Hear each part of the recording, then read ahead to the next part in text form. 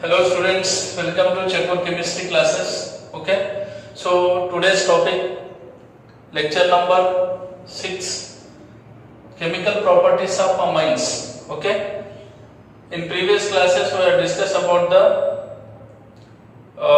introduction, nomenclature, classification, preparation of amines, physical properties of amines already completed in previous classes. So today we will discuss about the chemical properties of amines. So first of all, amines are NH2. So in amine, due to the presence of this lone pair,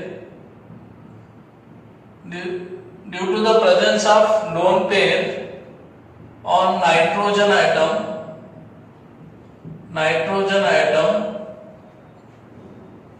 in amines, they act as a base and nucleophile. Okay students, due to the presence of lone pair of nitrogen atom in amines, they act as a both means base as well as nucleophile, right? Okay students, so first point. Next, due to the presence of lone pair and in nitrogen atom amines act as a base, that's why it reacts with acids to form salt. Okay, so this is the general point about the amines. Okay students, ये बात समझ में आ गई? सो ठीक है, मतलब amines के ऊपर, अमीन्स में नाइट्रोजन के ऊपर लोन पेयर होने की वजह से अमीन्स जो है वो बेस बोल के भी एक्ट होता है और न्यूक्लियोफाइल बोल के भी एक्ट होता है, और बेस होने के कारण वो एसिड से रिएक्ट होकर साल्ट भी फॉर्म करता है एक। ओके, दूसरा है अभी सर ये बेस है तो ये दो तरीके का, मतलब ये कौन सा बेस है? According to Lewis, amines are Lewis base, pair of electron donor. Lewis acid means क्या है? Pair of electron acceptor, Lewis acid, pair of electron donor, Lewis base. So according to Lewis theory, amines are Lewis base. और दूसरी बात, according to Bronsted-Lowry, amines also act as a base due to proton acceptor. मतलब amines Lewis base भी है, according to Lewis theory amines are Lewis base, but according to Bronsted-Lowry they are act as a Bronsted base, means proton acceptor. Due to presence of lone pair on nitrogen atom, it accept protons. Nitrogen के ऊपर lone pair होने के कारण वो proton accept भी करते हैं, इसलिए वो ब्रोंस्टेड, अकॉर्डिंग टू ब्रोंस्टेड क्या है? प्रोटॉन डोनर एसिड और प्रोटॉन एक्सेप्टर बेस. सो ब्रोंस्टेड बेस भी है और लीविस बेस भी है. ठीक है, ये कंसेप्ट क्लियर है? ये दो रीजन हो गए. और तीसरा, अब एसिड है तो बेस के साथ रिएक्ट होकर क्या फॉर्म करते हैं? साल्ट. मतलब amines react with mineral acid to form ammonium salt, alkyl ammonium salt. For example CH3NH2 when combined with HCl to gives क्या फॉर्म होता है? CH3NH3 plus Cl minus, right? इसी तरह एरोमेटिक भी लिए तो NH2 plus HCl क्या form हो रहा है? NH3 प्लस Cl माइनस, ये एनिलीन है और ये एनिलीनियम क्लोराइड, ये methyl ammonium chloride cation form हो रहा है, राइट। और बस 3 हो गए। और तीसरी बात है, ये जो साल्ट फॉर्म हो रहा है, ये जो साल्ट, ठीक है, ये तो है 4th। और ये अमीन्स जो है रेड लिटमस पेपर को ब्लू में कन्वर्ट करते हैं, इसलिए ये बेस है, राइट, ये भी, ठीक है। और क्या है बताओ?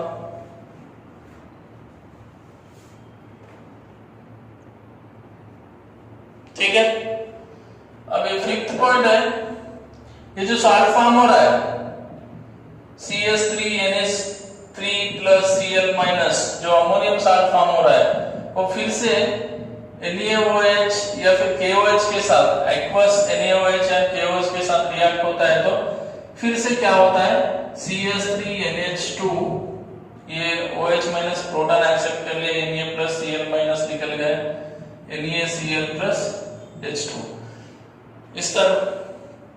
और 6th है RNH2 अमीन्स जब वाटर के साथ कंबाइन होता है तो यहां से वाटर में 2H प्लस, तो यहाँ लोन पेयर होने के कारण ये प्रोटॉन एक्सेप्ट कर लेके CH3NH3 प्लस OH माइनस भी फॉर्म कर लेता है, ठीक है। तो ये सारे कंसेप्ट आपके बेसिक नेचर ऑफ अमीन्स को शो करते हैं। मतलब amines are basic in nature, उसके लिए सारे एविडेंसेस। बेसिसिटी आप नेक्स्ट क्लास में कंपैरिजन करेंगे, इसकी बेसिसिटी ज्यादा है, किसकी कम है। बस before going to start basic step, so basic nature of amines मालूम होना जरूरी है। मतलब अमीन्स में लोन पेयर होने के कारण, नाइट्रोजन के ऊपर लोन पेयर होने के कारण amines act as a base and nucleophile, ठीक है। और बेस होने के कारण एसिड से रिएक्ट होकर सॉल्ट भी फॉर्म करता है। According to Lewis, amines are Lewis base. According to Bronsted Lowry, amines are base. Amines mineral acid के साथ रिएक्ट होकर अमोनियम सॉल्ट फॉर्म करते हैं। एग्जांपल ये है, कौन सा भी अमीन लो और कौन सा भी मिनरल एसिड लो, H2SO4 भी ले सकते हैं आप, ठीक है। जब अमीन्स रेड लिटमस पेपर को ब्लू में कन्वर्ट करते हैं तो भी वो बेसिक नेचर शो करते हैं। और जो अमोनियम सॉल्ट फॉर्म हुआ यहाँ पे, जब अमीन्स एसिड के मिनरल एसिड के साथ रिएक्ट होकर जब भी सॉल्ट फॉर्म होता है, वो सॉल्ट फिर से अमीन्स में कन्वर्ट करना बोले तो उसको एक्वस NaOH के साथ अगर रिएक्ट करते हो तो फिर से जो अमीन्स का सॉल्ट था वो अमीन्स फॉर्म हो जाएगा, ठीक है। तो ये सारे इसको इंडिकेट करते हैं basic nature of amines, okay. Ammonium salt on treatment with a base like NaOH regenerate the parentamine. This ammonium salt are soluble in water but insoluble in organic solvent. This reaction is the basis for the separation of amines from the non-basic organic compound insoluble in water. मतलब ये जो ammonium salt है, इसको फिर से aqueous NaOH के साथ react करें तो पैरेंट अमीन्स, मतलब इससे ये साल्ट बना है और इससे ये पैरेंट अमीन आना है बोले तो इसको क्या करना है, एक्वस NaOH के साथ अगर ये ट्रीटमेंट करते हो तो फिर से ये फॉर्म होगा, ठीक है। तो ये सारे रिएक्शंस आपको क्या इंडिकेट करते हैं, अमीन्स। तो और एक पॉइंट है यहाँ पे,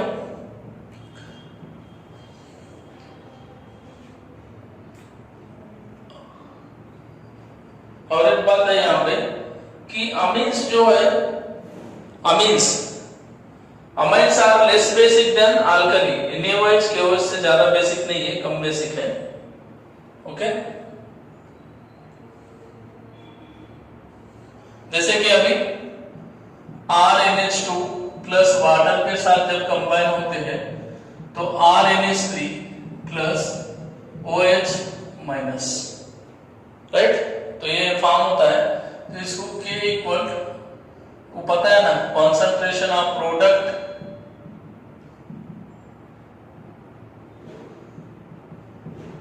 अपॉन कॉन्सेंट्रेशन ऑफ रिएक्टेंट।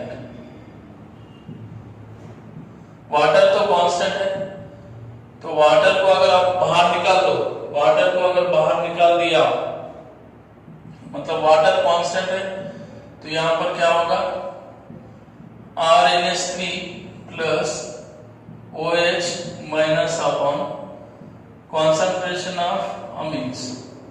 ठीक है, या फिर इसको ऐसा भी लिख सकते हो कि B इक्वल सेम है RnH3 plus OH minus upon RnH2। ठीक है, और यहां पे Kb एंड Pkb, तो यहां पर Kb एंड Pkb में Kb वैल्यू अगर इंक्रीज होता है तो बेसिसिटी इंक्रीज होता है, और Pkb वैल्यू इंक्रीज होता है तो बेसिसिटी डिक्रीज हो जाता है। Pkb क्या होता है बोले तो Pkb minus log of Kb। ये मैंने acidic state of carboxylic acid में पढ़ाया था, वहां पे Ka और Pka वैल्यू था, यहाँ पे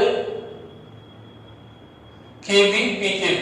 बेसिक नेचर है इसलिए B, एसिडिक स्टेट देख रहे हो वहां पे इसलिए ये Ka Pka, मतलब Ka वैल्यू बढ़ता है तो एसिडिक स्टेट बढ़ता है।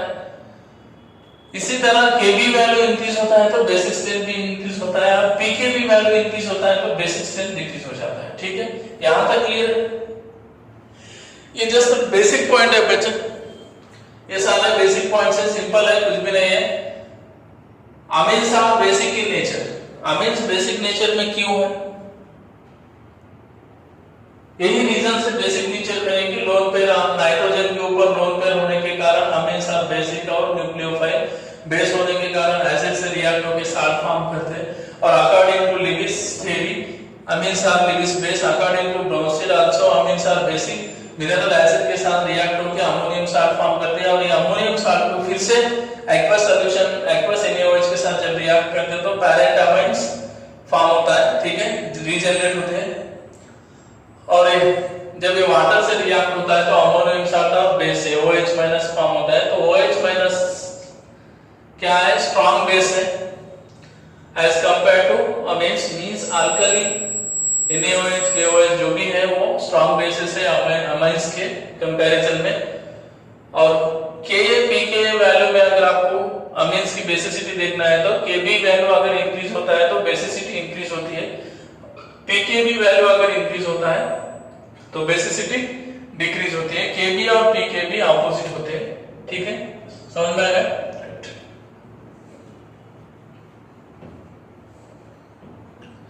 यहां तक जनरल पॉइंट है।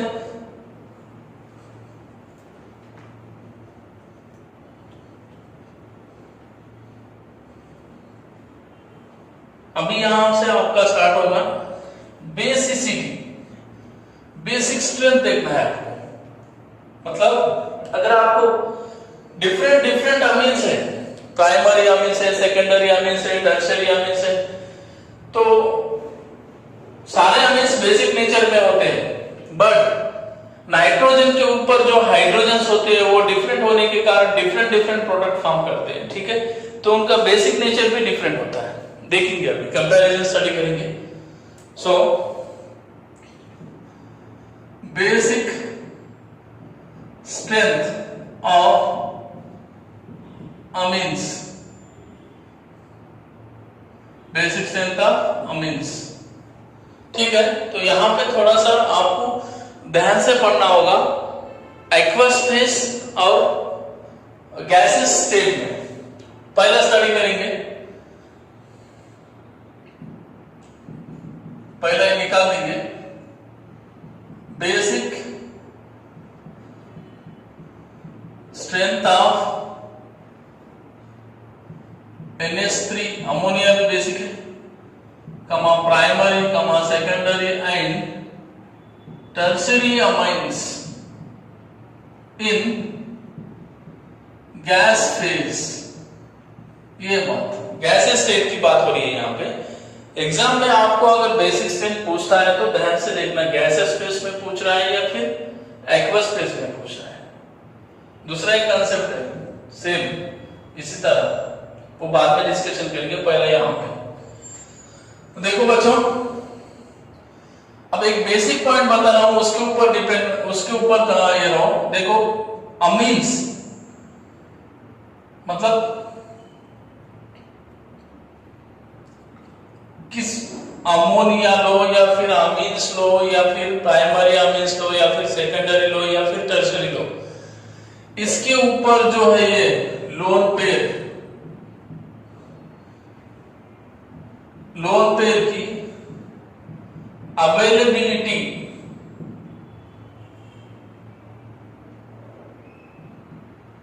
पे बेसिक स्ट्रेंथ डिपेंड्स होता है, समझे?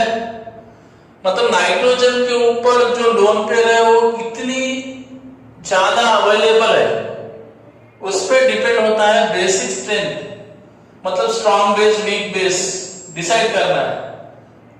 मतलब जहां पे नाइट्रोजन के ऊपर जो लोन पेयर है वो अवेलेबल है तो उसको बेसिक कैरेक्टर ज्यादा होता है। अगर वो लोन पेयर अवेलेबल नहीं है तो उसका बेसिक कैरेक्टर नहीं होता।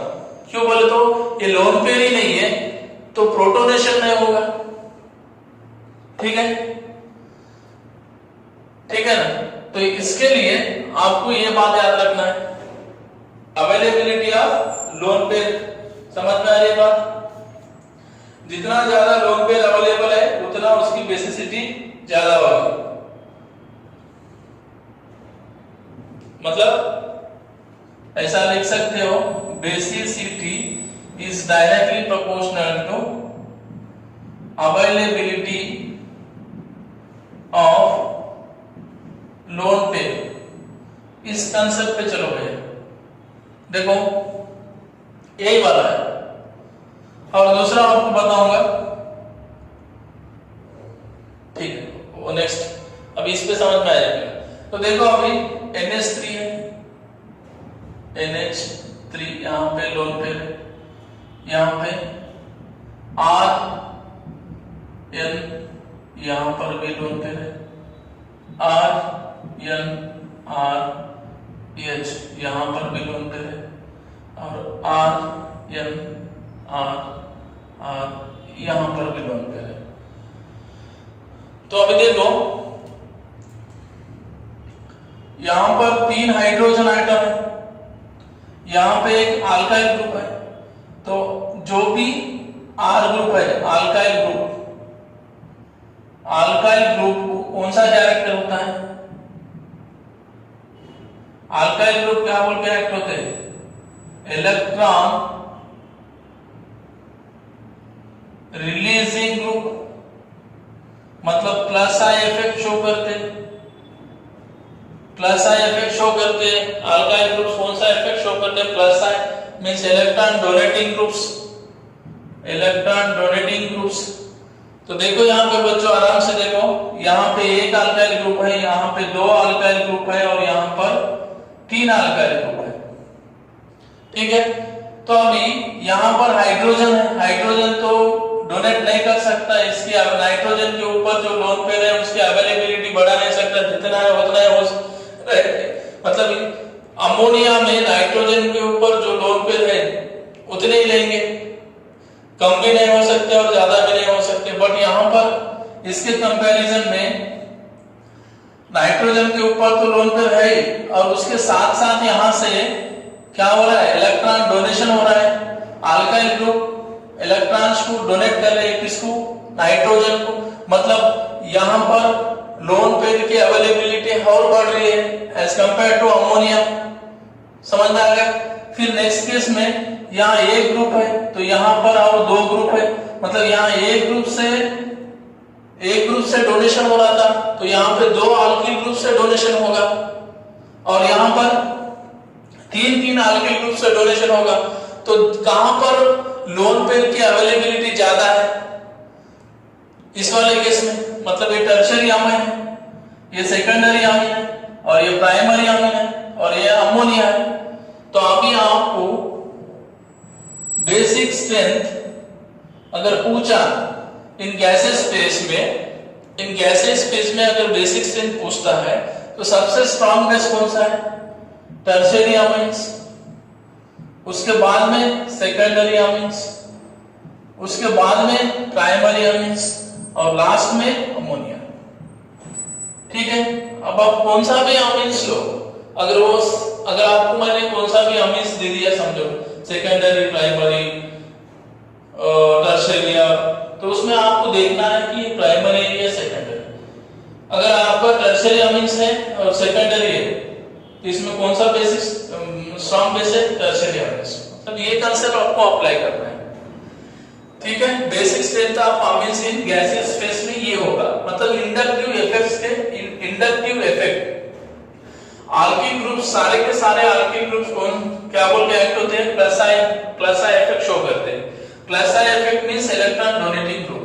जब ये अल्किल ग्रुप्स अमोनिया मतलब अल्किल ग्रुप्स नाइट्रोजन को इलेक्ट्रॉन्स डोनेशन दे रहे हैं तो इनके ऊपर जो लोन पेयर की अवेलेबिलिटी है वो ज्यादा होगी। तो प्राइमरी अमीन्स में एक अल्किल ग्रुप है, सेकेंडरी अमीन्स में दो अल्किल ग्रुप्स के डोनेशन हो रहा है, मतलब यहाँ पर एक अल्किल ग्रुप डोनेट कर रहा है तो इधर दो अल्किल ग्रुप डोनेशन हो रहा है, यहाँ से तीन अल्किल ग्रुप डोनेट कर रहे हैं, तो यहाँ पर लोन पेयर की अवेलेबिलिटी ज्यादा होगी इन केस ऑफ गैसियस फेज। ठीक है, यहां तक क्लियर है? ओके।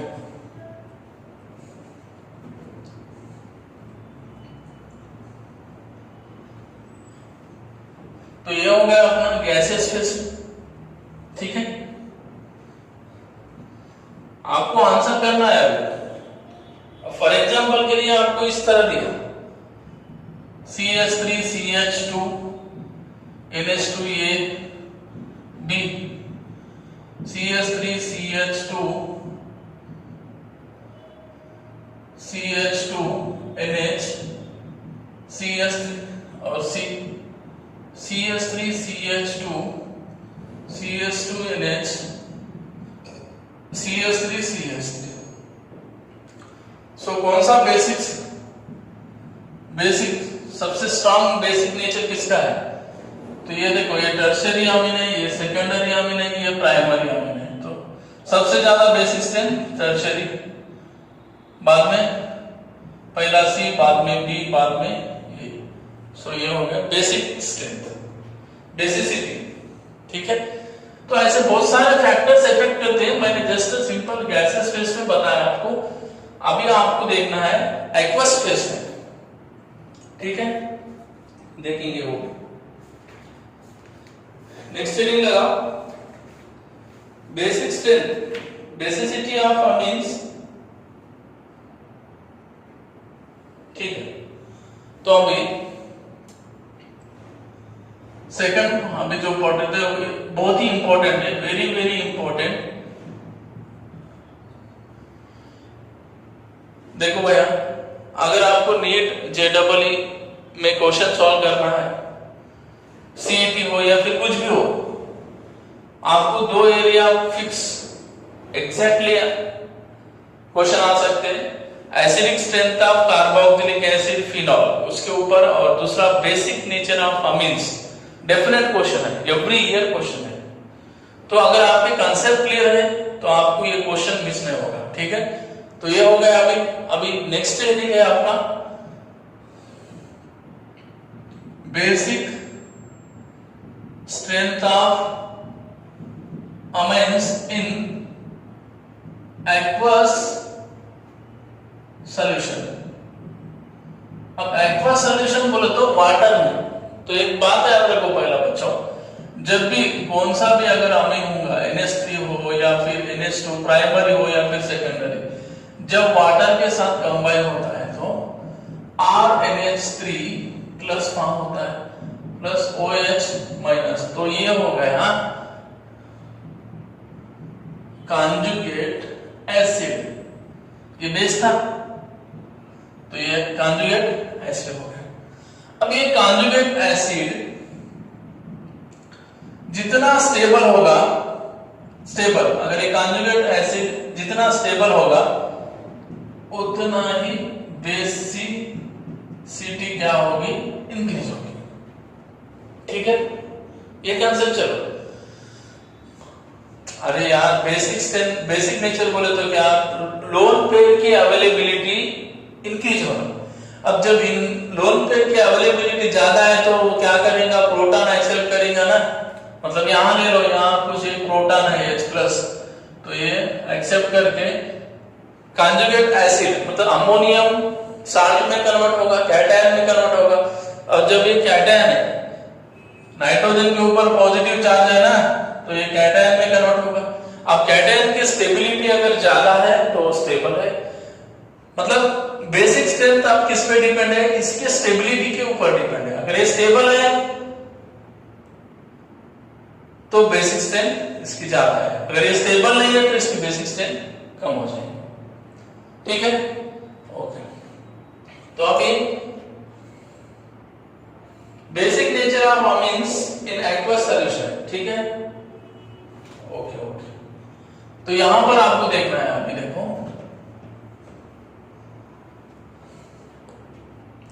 आराम से सुनो, यहां से तीनों लेंगे। अमोनिया, दूसरा है CnH2, तीसरा है RnH और फोर्थ है RnR।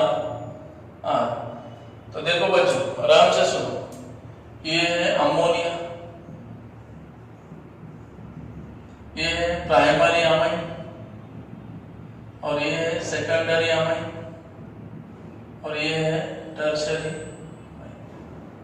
अब इसके ऊपर भी एक लोन पेयर है, यहां पर भी एक लोन पेयर है, इसके ऊपर भी और इसके ऊपर भी। ठीक है, हाँ। तो फर्स्ट एक्वस सॉल्यूशन में देखना है आपको बेसिसिटी, तो फिर इनको वाटर के साथ कंबाइन किया, इसको भी वाटर के साथ, मतलब प्रोटोनेटेड कर लो, तो क्या फॉर्म होगा,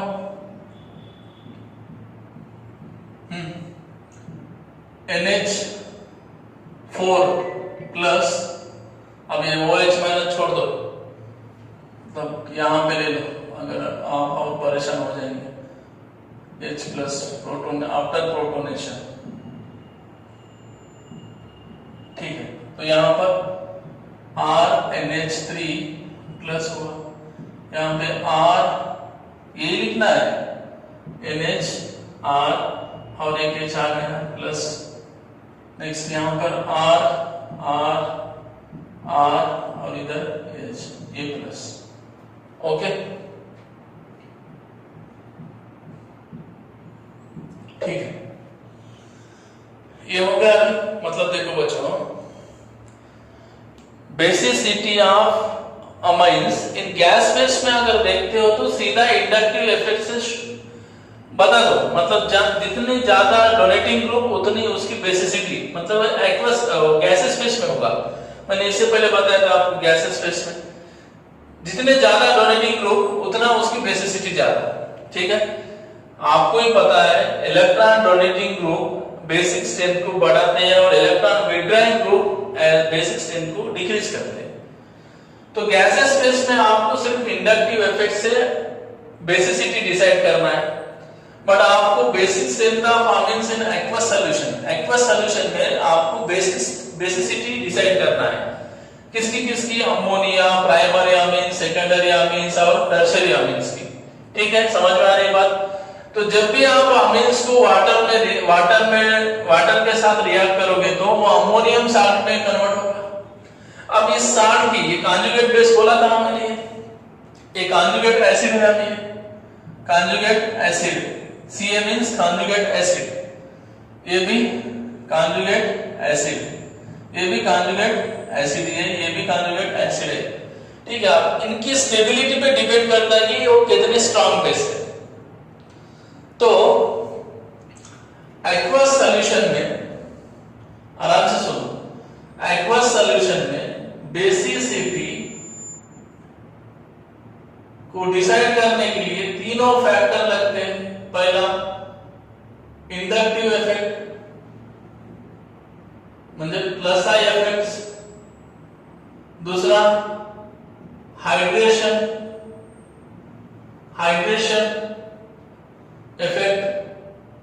मीन्स इसको सॉल्वेशन भी बोलते हो। और तीसरा स्टेरिक हिंड्रेंस, मतलब एक्वस सॉल्यूशन में बेसिक स्टेट डिसाइड करने के लिए तीनों फैक्टर अप्लाई करना पड़ता है आपको, इंडक्टिव इफेक्ट, हाइड्रेशन इफेक्ट और स्टेरिक हिंड्रेंस। स्टेरिक हिंड्रेंस बोले तो मालूम है ना, steric hindrance means crowding around the nitrogen atom. Nitrogen के ऊपर लोन पेयर है और वो लोन पेयर किसी को देना है तो उसके बाजू में अगर क्राउडिंग है तो क्लियरली दे नहीं सकता, ठीक है, इसको बोलते हैं आप स्टेरिक हिंड्रेंस, ठीक है। तो तीनों इफेक्ट अप्लाई करेंगे। सो फर्स्ट इफेक्ट अप्लाई कर रहा हूं मैं, हाइड्रेशन इंडक्टिव इफेक्ट, ठीक है। तो अकॉर्डिंग टू इंडक्टिव इफेक्ट, ठीक है, हाइड्रेशन अप्लाई करेंगे। पहला हाइड्रेशन, तो ये कितने हैं, नाइट्रोजन के ऊपर कितने हाइड्रोजन है, 4 और यहां पर प्लस, तो ये वाटर के साथ कितने हाइड्रोजन फॉर्म करेंगे, 4 हाइड्रोजन बॉन्ड, है कि नहीं सर? कैसा सर समझ रहा नहीं बोले तो, अरे भाई यहाँ वाटर है ना, अब वाटर में ये वाटर का स्ट्रक्चर है, तो ये दोनों में एक बॉन्ड हो गया, हाइड्रोजन बॉन्डिंग, इस वाले हाइड्रोजन के साथ एक वाटर, इस वाले हाइड्रोजन के साथ एक वाटर, इस वाले हाइड्रोजन के साथ एक वाटर, तो टोटल कितने हो गए, 4 हाइड्रोजन बॉन्ड्स हो गए, ठीक है। यहां पर RNH, तो ये भी एक वाटर के साथ, यहां पर दूसरे वाटर के साथ हाइड्रोजन, और यहां पर 3 वाटर के साथ, ठीक है। मतलब यहां पर हाइड्रोजन बॉन्डिंग कितने, 3 हाइड्रोजन बॉन्ड है, ठीक है। नेक्स्ट यहां पर आया था,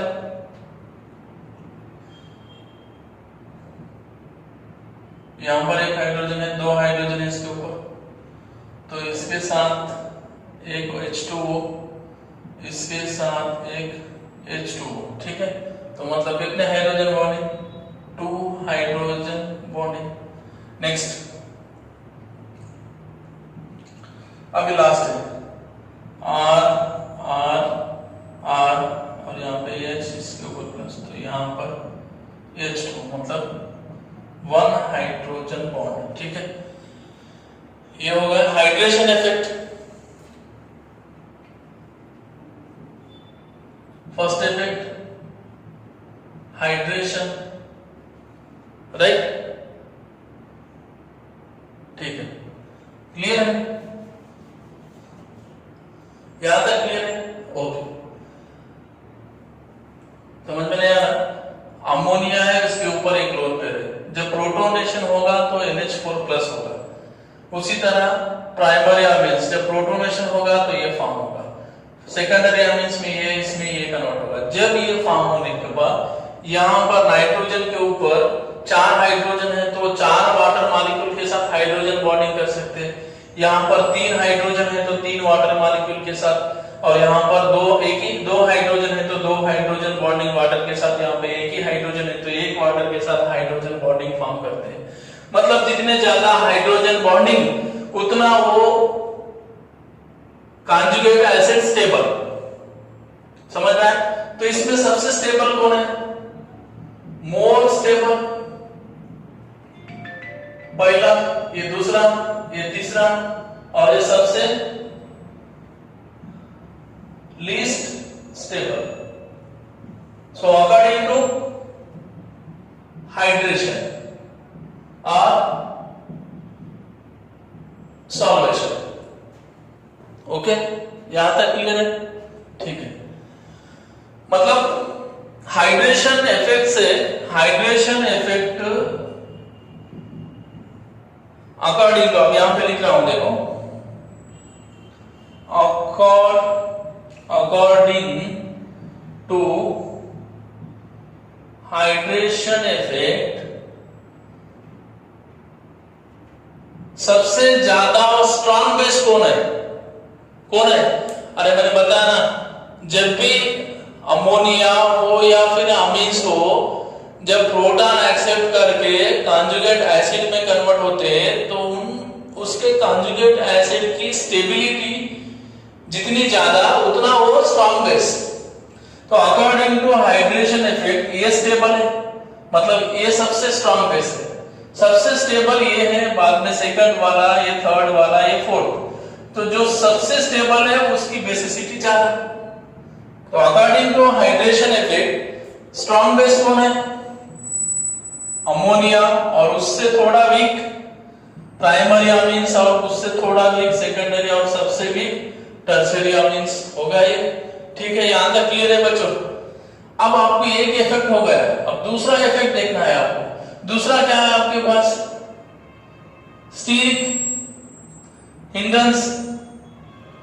स्टीरिक हिंड्रेंस बोलो या फिर स्टीरिक इफेक्ट बोलो। स्टीरिक इफेक्ट और स्टीरिक हिंड्रेंस। हाँ, अब ये क्या है सर बोले तो समझो, अब इसको मैं समझाता हूं। ये तो समझ में आ गया आपको, ठीक है। अब स्टीरिक हिंड्रेंस समझ में आना बोले तो अब देखो, N यहां पर एक हाइड्रोजन है, यहां पर एक हाइड्रोजन है, यहां पर लोन पेयर है, ठीक है। अब दूसरे इसमें प्राइमरी अमीन्स में एक बल्की ग्रुप है इधर और दो छोटे छोटे हाइड्रोजन है, और सेकेंडरी में आ गए तो दो बल्की ग्रुप है और एक छोटा सा हाइड्रोजन है, और टर्शियरी में नाइट्रोजन की तरफ तीन तीन बल्की ग्रुप्स है इस तरह, और एक छोटा सा हाइड्रोजन है। तो तीनों के मतलब सारे, मतलब अमोनिया हो या प्राइमरी अमीन्स हो या फिर सेकेंडरी अमीन्स हो या फिर टर्शियरी अमीन्स हो, ठीक है। देखो, ये अमोनिया है, अमोनिया, ये प्राइमरी अमीन है, ये सेकेंडरी अमीन है, ये टर्शियरी अमीन है। तो अभी ammonia, primary amine, secondary amine और टर्शियरी अमीन तीनों के पास भी लोन पेयर है, नाइट्रोजन के ऊपर लोन पेयर है, बट इजीली कौन डोनेट कर सकता है? Without any sterically hindrance, without any crowding, easily donate कौन कर सकता है? या फिर उसके ऊपर कौन सा? आप यहां पर देखो, यहां पर भी प्रोटॉन आ रहा है, यहां पर भी प्रोटॉन आ रहा है, यहां पर भी प्रोटॉन आ रहा है, मतलब प्रोटॉन को एक space easily attacking provide space कहां पे मिल रहा है? यहां पर। क्यों बोले तो यार इस नाइट्रोजन के ऊपर लोन पेयर है और इधर छोटे छोटे स्मॉल साइज के तीन हाइड्रोजन आइटम है, बट यहाँ पे सेकंड प्राइमरी अमीन्स में आते हैं तो एक बल्की ग्रुप है और दो छोटे छोटे हाइड्रोजन है, तो यहाँ पर भी इजीली अटैक हो सकता है H+, बट यहाँ पर दो बल्की ग्रुप होने की वजह से, यहाँ पे स्टीरिकली क्राउडिंग होने की वजह से हाइड्रोजन इजीली अटैक नहीं हो सकता, और टर्शियरी अमीन्स में तीन तीन बल्की ग्रुप होने की वजह से, तीन बल्की ग्रुप होने की वजह से स्टीरिकली क्राउडिंग ज्यादा होने से H+ इजीली प्रोटोनेट हो नहीं सकता। फिर यहाँ पे इजीली प्रोटोनेशन नहीं हो रहा मींस यहाँ पर के लोन पेयर इसके लिए अवेलेबल नहीं है। यहाँ पर सबसे इजीली अवेलेबल है, यहाँ पे थोड़ा सा अवेलेबल है, और इसके कंपैरिजन में यहाँ थोड़ा अवेलेबल है, और इसके कंपैरिजन में यहाँ पे और कम अवेलेबल है। मतलब सबसे ज्यादा लोन पेयर यहाँ पे अवेलेबल है अकॉर्डिंग टू स्टीरिक इफेक्ट। तो स्टीरिक इफेक्ट भी क्या बता रहा है, कहां पे स्टीरिक हिंड्रेंस ज्यादा है?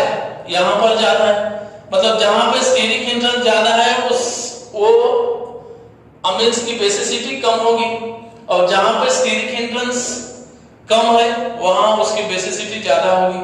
और according to steric hindrance also ammonia is strong base than primary amines, primary amine strong base than secondary, and secondary amine strong base than tertiary amine. ठीक है, अब लास्ट वाला इफेक्ट तीसरा, inductive effect, plus I effect बोलते हो, plus I effect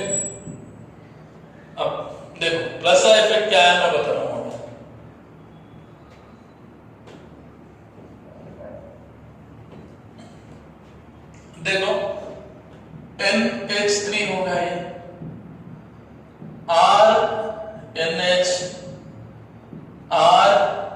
RNHR और tertiary में 3, ठीक है, 1 2 3 4। तो ये अमोनिया में सबके ऊपर लोन पेयर अवेलेबल है, देखो, ठीक है।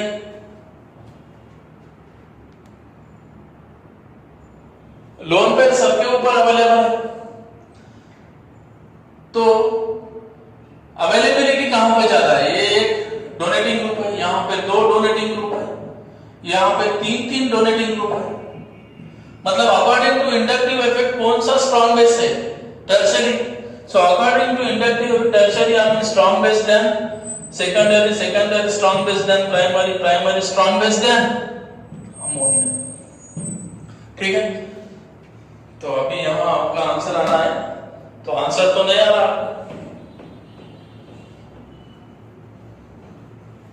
तो फिर कैसा आंसर करने का? सारे इफेक्ट, तीनों इफेक्ट से आपको डिसाइड करना है। Basicity of amines in aqueous phase, 3 effect से बेसिसिटी डिसाइड करना है, हाइड्रेशन इफेक्ट, स्टीरिक इफेक्ट और इंडक्टिव इफेक्ट। तो यहां पे 2 इफेक्ट से हाइड्रेशन इफेक्ट और स्टीरिक इफेक्ट क्या बोल रहे हैं कि ammonia is strong base than primary amines, primary is strong base than secondary और सेकेंडरी स्ट्रॉन्ग बेस देन किसे? टर्शरी। और स्टीरिक इंडक्टिव इफेक्ट क्या बता रहे हैं? अकॉर्डिंग टू इंडक्टिव तीनों इफेक्ट लिख लिए यहां पे, ठीक है। सो अकॉर्डिंग टू हाइड्रेशन, अभी अमोनिया छोड़ दो, प्राइमरी अमीन स्ट्रॉन्ग बेस है, और अकॉर्डिंग टू स्टीरिक इंडेक्स भी प्राइमरी अमीन, सेकेंडरी, टर्शरी, ये ऑर्डर है। और इंडक्टिव क्या बता रहा है? टर्शरी स्ट्रॉन्ग बेस है बता रहा है, ठीक है। अमोनिया को अगर आप निकाल देते हो, अमोनिया का छोड़ो, बाद में बताऊंगा मैं, ठीक है, मतलब आपको समझने के लिए टर्शरी, ठीक है। मतलब according to inductive, according to hydration and steric effect, ये ऑर्डर है basicity of amines. According to inductive effect, ये ऑर्डर है।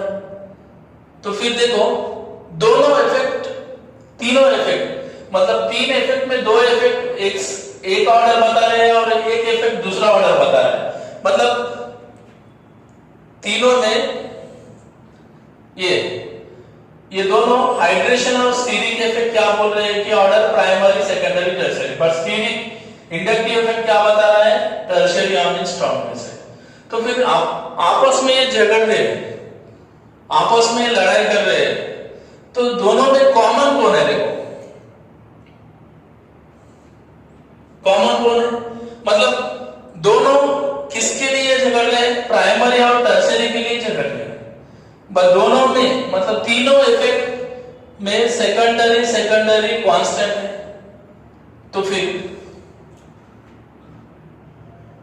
बेसिसिटी ऑर्डर सेकेंडरी सबसे ज्यादा है, सेकेंडरी सबसे ज्यादा है। किसमें? Basicity order in aqueous solution, ठीक है। तो जब ये तीनों इफेक्ट एक दूसरे से लड़ रहे हैं, तो अकॉर्डिंग टू प्रायोरिटी किसको देना होगा? मतलब यहां according to hydration primary, secondary, tertiary, according to steric index primary, secondary, tertiary, according to inductive effect secondary, tertiary, secondary, primary, ठीक है। तो ये इन एक्वस फेज में कभी भी याद रखो, अभी एक नोट आपको याद रखना है, अगर ये सेकेंडरी, ठीक है, सेकेंडरी, प्राइमरी, टर्शरी, बाद में अमोनिया, ठीक है। और ये कब?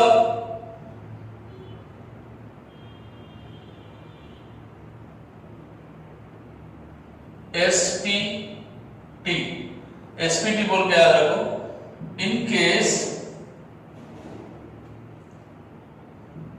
मिथाइल ग्रुप, जब मिथाइल ग्रुप होगा, मतलब ऐसा CH3NH2 is strongest than CH3NH, sorry secondary है ना, CH3, बाद में CH3NH2, बाद में CH3NCH3, CH3, बाद में NH3, ठीक है। ये ऑर्डर इन एक्वस सॉल्यूशन, कभी भी अगर मिथाइल ग्रुप है, अमीन्स में अगर मिथाइल ग्रुप है तो कभी भी बेसिक ऑर्डर सेकेंडरी अमीन्स का ज्यादा होगा as compare to primary amines, और प्राइमरी अमीन्स का ज्यादा होगा टर्शियरी अमीन्स। तो उसी तरह in case of ethyl group लिया हमने, इथाइल C2H5 ग्रुप अगर लगा दिया तो तब आपका ऑर्डर रहेगा STP। STP क्या बताऊंगा मैं आपको, मतलब STP बोले तो C2H5NH C2H5 सेकेंडरी अमीन हो गए, बाद में C2H5N C2H5 और C2H5 ये टर्शियरी अमीन हो गए, बाद में C2H5NH2, बाद में NH3। देखो S means secondary tertiary primary, secondary tertiary primary, मतलब एक्वस फेज में, एक्वस गैसेस फेज में तो आपको डायरेक्ट टर्शियरी सेकेंडरी प्राइमरी बातें हम बोले, इंडक्टिव इफेक्ट से डिसाइड करना है। आराम से सुनो, ये क्वेश्चन ये बोर्ड का, नीट का, सबका क्वेश्चन है ये, नीट बोर्ड एग्जाम हर एक में पूछ सकते हैं। मतलब यहां पर जो मैंने बताया था तीनों इफेक्ट, तो दो इफेक्ट सेकेंडरी को प्राइमरी सेकेंडरी टर्शियरी शो कर रहे हैं, और तीसरा टर्शियरी सेकेंडरी प्राइमरी ये ऑर्डर शो कर रहे थे। तो सारे इफेक्ट मिला के कंक्लूजन क्या निकला बोले तो एक्वस फेज में कभी भी एक्वस फेज में अगर अमीन्स के ऊपर मिथाइल ग्रुप है, मतलब नाइट्रोजन के सराउंडिंग सारे मिथाइल ग्रुप है, कंप्लीटली पूरे मिथाइल ग्रुप है, तो ये ऑर्डर याद रखो। अगर इथाइल ग्रुप है तो ये ऑर्डर याद रखो, और इथाइल से भी बढ़कर है प्रोपाइल ब्यूटाइल, तो आप टर्शियरी सेकेंडरी प्राइमरी ग्रुप, मतलब प्रोपाइल या फिर ब्यूटाइल ग्रुप, ऐसे लार्ज मतलब आल्किल ग्रुप्स अगर बढ़ते हैं तो आपका ऑर्डर ये होगा, मतलब गैसेस फेज में जो ऑर्डर है वही ऑर्डर होगा। बट मिथाइल और इथाइल के केस में ये ऑर्डर होगा। बाद में अगर propyl butyl number of alkyl groups increase होते हैं तो आपका जो गैसेस फेज में था वही, मतलब यहां पे भी मिथाइल और इथाइल के केस में दो तीन इफेक्ट का रोल है, इसलिए ये ऑर्डर है। बाकी जब आल्किल ग्रुप बढ़ते हैं तो हाइड्रेशन इफेक्ट और स्टीरिक हिंड्रेंस का भी कोई रोल नहीं है, डायरेक्ट इंडक्टिव इफेक्ट से आपको आइडेंटिफाई करना है। यहां तक क्लियर है? मतलब अगर SPT means secondary primary tertiary, secondary primary tertiary, in case आप मिथाइल ग्रुप है तो मतलब इस तरह नाइट्रोजन के सराउंडिंग सारे मिथाइल ग्रुप है तो आपका ऑर्डर ये रहेगा SPT। अगर नाइट्रोजन के सराउंडिंग इथाइल ग्रुप आ गए तो आपका ऑर्डर STP रहेगा, secondary tertiary primary, secondary amine tertiary amine primary. तो ये बेसिक स्ट्रेंथ होगा मिथाइल ग्रुप के केस में, ये बेसिक स्ट्रेंथ होगा। और प्रोपाइल ब्यूटाइल अगर लगाते हो इस तरह ही तो आपका जो ये ऑर्डर है, ठीक है, यहां तक क्लियर है? ये होगा आपका basicity of amines in gaseous phase and aqueous phase, ठीक है। ये दो कांसेप्ट क्लियर हो गए, तो नेक्स्ट कांसेप्ट आप नेक्स्ट क्लास में स्टडी करेंगे, कंपैरिजन। मतलब डिफरेंट अमीन्स अगर आपको देता है, आपको एग्जाम में पूछता है, टेंशन मत लो। अगर ये क्वेश्चन यहां से क्वेश्चन पूछना पूछना है तो डेफिनेट आपको एक्वस फेस या फिर गैसेस फेस बोल के पूछता है। अगर एक्वस मेंशन नहीं है तो आप सीधा सीधा इंडक्टिव एफिनिटी डिसाइड कर दो, ठीक है। सो बाद में बहुत सारे फैक्टर इफेक्ट करते हैं basicity. What are the factors affecting on basicity? तो नेक्स्ट क्लास में कौन से फैक्टर बेसिसिटी को बढ़ाते हैं वो अपन स्टडी करेंगे, ठीक है।